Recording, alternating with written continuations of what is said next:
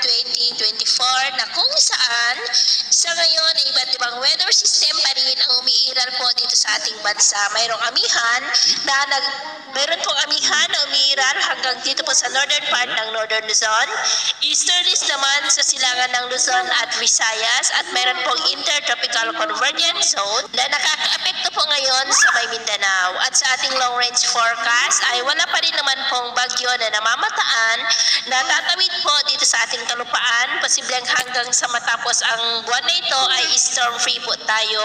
pero hindi pa rin inaalis ang posibilidad na may mga low pressure areas na mabubuo within that ITCZ sa mga susunod po na araw. At sa lagay ng ating panahon ngayong hapon, dahil po sa intertropical convergence zone ay cloudy skies with isolated rain sa malaking bahagi po ng Mindanao, at dahil naman sa mga localized thunderstorm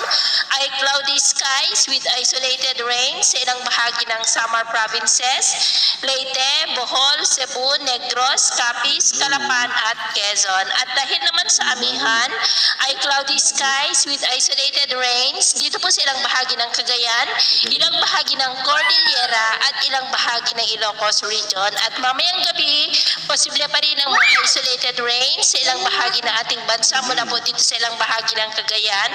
Quezon, Calapan, Capiz, Escalante, Cebu, Bohol, Leyte, Eastern Samar, Caraga, Davao Region, Sorsogon, Zamboanga Peninsula at ilang bahagi po ng Sulu Archipelago. Kaya mag-ingat pa rin tayo sa mga banta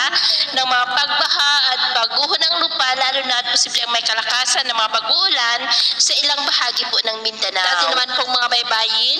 iwasan na po muna natin ang papalaot sa buong seaboard ng silangan ng ating bansa, maging sa seaboard po ng Batanes, Mabuyan Islands, Cagayan Seaboard at Ilocos Norte Seaboard,